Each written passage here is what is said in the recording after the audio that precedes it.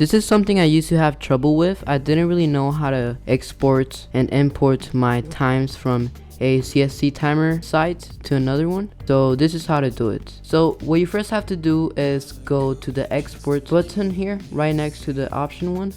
Click it. Then after doing that, you click export to file. That will give you a little document right here. And then what you have to do is go to the one that doesn't have your times, and then after that you go back to this export button, click it, and after that you can drag this into import. I don't know why it's in French. Oh, something went wrong.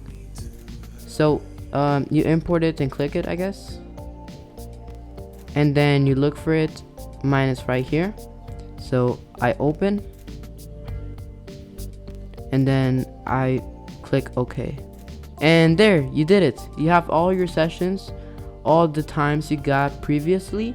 And yeah, it might change the theme you used to have, but that's not really a problem because you can just download this background and then put it here. Yeah, thanks for watching.